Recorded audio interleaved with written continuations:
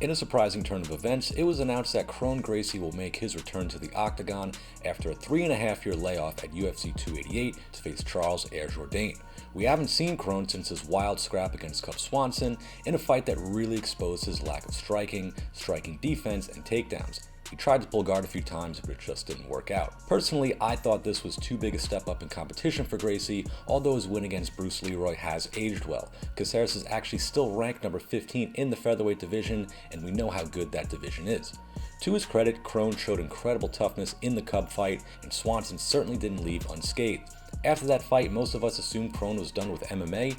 He's not a guy who's really active on social media, nor does he do many interviews. He's seen as an free spirit by some, and a guy who just lives on his own terms.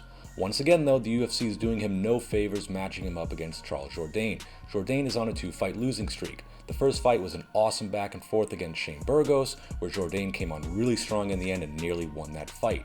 The second fight was a lackluster performance against Nathaniel Wood. I thought it was way too quick of a turnaround for Jourdain. It was only about 2 months after the Burgos fight, in which he took a lot of damage. You could tell that night that he just didn't have it. People have jokingly said that they hope Kron has worked on his striking during this near 4-year layoff. I hope he worked on his takedowns. He's not going to become a good striker. He's probably not even going to be an adequate striker.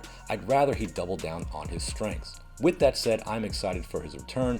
I like specialists in MMA. We don't see much of it anymore. Everyone is so well-rounded now, but I like when guys are particularly dominant in one domain. I think it's interesting to see how guys like Bo Nickel and Ryan Hall fare in different matchups. I expect Jourdain to be a heavy favorite. He's solid across the board and is a tough fight for Gracie. I don't like when guys only have one path to victory, and that's how I feel about Kron in this fight. But what do you think? Comment below, and please like and subscribe for more.